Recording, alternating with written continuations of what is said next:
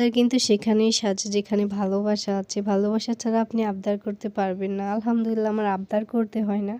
আমার এমন একটা হাসব্যান্ড, সে নিজেই বলে, তুমি এইটা কেনো, ওইটা কেনো, তুমি কিনলে আমি বেশি খুশি হব। তুমি কেনার পর যে হাসিটা, ওই হাসিটাই দেখতে চাই। তো চলুন আজকে ভিডিওটা শুরু করা যাক।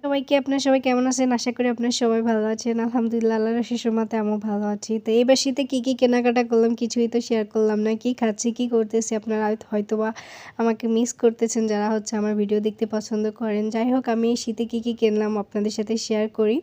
এই যে জুতাটা আপনারা কে কিনেছেন আপুরা, আপনারা অবশ্যই কমেন্ট করে জানাবেন। এই জুতাটা কিন্তু মেয়েদের হচ্ছে একটা ইমোশনের জায়গা আর কি।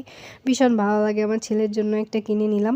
তো এইগুলো না আমি কিনতে চাচ্ছিলাম না, মানে আমরা প্রবাসীর বউরা একটু কিপটা টাইপের হই। আমরা মনে করি যে আমার হাজব্যান্ড এত কষ্ট করে, আমি তার কেন এত কিনবো। আর হাজব্যান্ড মনে করে কি, আমি এত কষ্ট করতেছি, বউর মুখে যদি হাসি না দেখতে পারি। আমি কখনো কোনো কিছু ভাবে আবদার করি না, কিন্তু সেই হচ্ছে আমাকে বারবার বলতেছিল যে তুমি যদি কিনো আমি খুব খুশি হব, আমি ওই হাসিটা দেখতে চাই। তো তাকে ওই হাসিটা দেখানোর জন্য কিনতে হলো আর কি।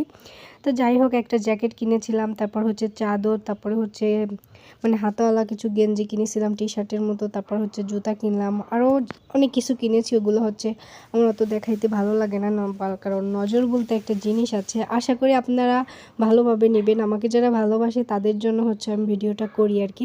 যাই হোক, বাজার থেকে কিছু কিনে নিয়ে আসছিলাম, এগুলাও খেয়ে নিলাম। এরপর হচ্ছে এই যে গাছ থেকে সফেদা, এইটা যে আমার ছেলের কি পছন্দ, মানে আমার ওইভাবে ভালো লাগে না এই বড় সফেদাগুলো। এগুলো আমার কাছে মনে হয় কেমন একটা দানা দানা, কিন্তু আমার ছেলে খুবই ভালো পছন্দ করে।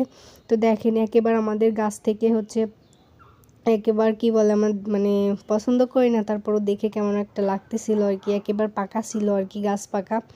এরপর হচ্ছে সকালবেলা রান্না করেছিলাম ডিম ভাজি, আলু ভাজি আর হচ্ছে রুটি। তো রুটি এগুলা খাওয়া দাওয়া করে চলে গেলাম হচ্ছে বাপের বাড়িতে। তো বাপের বাড়িতে গিয়ে হচ্ছে আমার প্রথম কাজ, টক জাতীয় কিছু মাখাইতে হবে। আমার ভাই বোনের আবদার, আমি যতদিন না যাই ওরা বসে থাকে যে কখন আমার আপু আসবে, আমরা এগুলা গুছিয়ে রাখবো, আমার আপু এসে মাখাবে। কারণ এগুলো একটু আমি ভালো পারি আর কি, আমার ভালোও লাগে ছোটো ভাই বোনদের আবদার মেটাতে।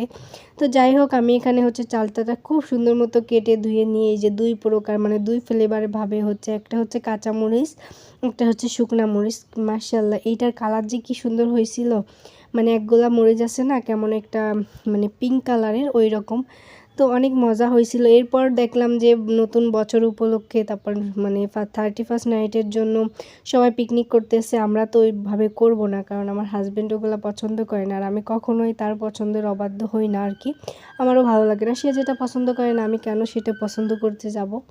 তো যাই হোক, আমরাও ভাবলাম যে এখন তো মানে অনেক দিন হয়ে গেছে, এখন আর কেউ পিকনিক করতেছে না, সবাই থেমে গেছে, এখন আমরা করব।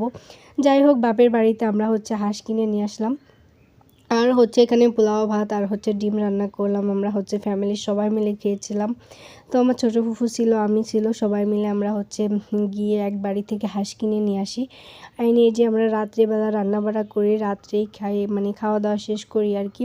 তো শ্বশুরবাড়ি দেখা যায় পিকনিক করতে গেলে একটু বেশি মজা হয়, কারণ সবাই মিলে একসাথে কাজ করি। আর বাপের বাড়িতে একটু আহ্লাদিপনা করি আর কি, যে আমার ছেলেকে নিতে হবে, এই করতে হবে, সেই করতে হবে। আমরা ওইদিকে মজা করতেছিলাম আর কি, কোনো কাজই করতে হয়নি।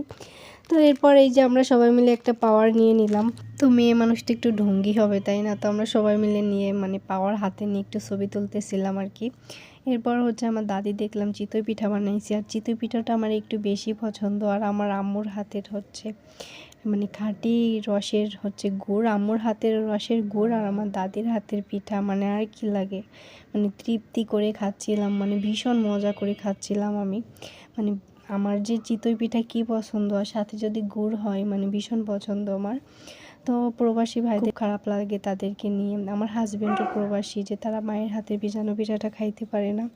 আপনাদের জন্য শুভকামনা রইল, ইনশাল্লাহ ভালো কিছু হবে, কিছু পাইতে গেলে কিছু হারাইতে হয়। তো আমি এখানে এসেছিলাম পিঠা দেখার জন্য, দেখলাম যে অলরেডি পিঠা সব বানানো শেষ। আচ্ছা, আপনারা কি এবার আর বছরে শীতের পিঠা খেয়েছেন? অবশ্যই কমেন্ট করে জানাবেন। আর ভিজানো পিঠাটা আপনাদের কাছে কেমন লাগে সেটা অবশ্যই জানাইতে পারেন। তো কেমন লাগলো আমার ভিডিও সবাই কমেন্ট করে জানাবেন। আমাদের জন্য দোয়া করবেন, সবাই ভালো থাকবেন। আল্লাহ হাফিজ।